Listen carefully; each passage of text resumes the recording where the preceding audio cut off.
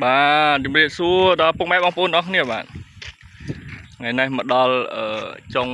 ក្បាលចុងធ្លក់បងប្អូនណាចុងធ្លក់នេះហើយផ្លាកមួយចុងធ្លក់បងប្អូននេះផ្លាករបស់អាជ្ញាធររដ្ឋបាលស្រុកកណ្ដៀងបាទ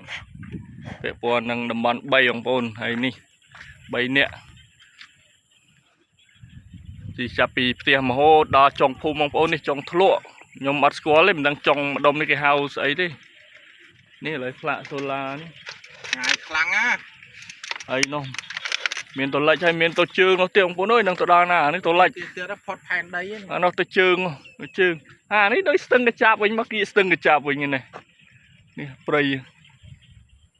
មិនដឹងដែរមិនដឹងស្ទឹងកញ្ចាប់អីប្រហែលជាហ្នឹងនោះដើមថ្នោតមួយមានទេឬក៏នោះថាហ្នឹងហើយពួកបើយើងក៏លេខមកខាងនេះនេះដើមនេះអាដើម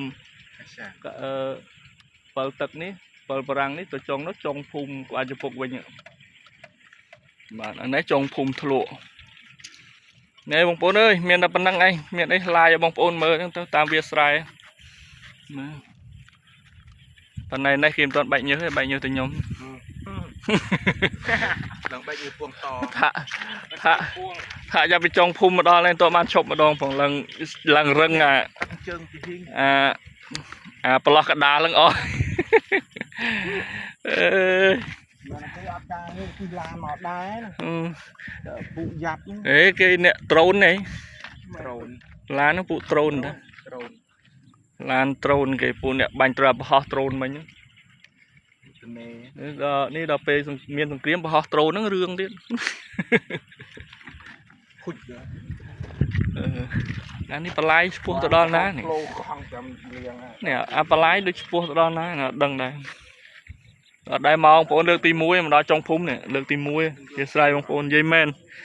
មកនៅទឹកដីឃុំផ្សា6 7ឆ្នាំហើយចុងភូមិក្បាលធ្លកចុងភូមិធ្លកអត់ដែរមកដល់ទេតិចទៀតយើងនឹងទៅដល់វគ្គបន្តទៀតយើងអាចទៅវត្តលៀបបងប្អូនណាវត្តលៀបអញ្ចឹងវត្តលៀបជុំវិញវត្តលៀបនៅខាងនោះនោះវត្តលៀបអាចនោះបងប្អូននោះវត្តលៀបចុងវត្តលៀបពោះថ្ងៃហ្នឹងឬក៏នោះណាបាទសូមអរគុណមៀបលាបងប្អូនចាំថតឲ្យមើលពេលក្រោយទៀតក៏មកដល់តាមគោលដៅនេះមក3នាក់បានឆ្ងាយតិចមុខឡើងទៅហ៊ីហើយបងប្អូនអើយមុខពឹកពួងជាស្រ័យបាទអរគុណមៀបលាជួយ like ជួយ share បងប្អូនណាអរគុណច្រើន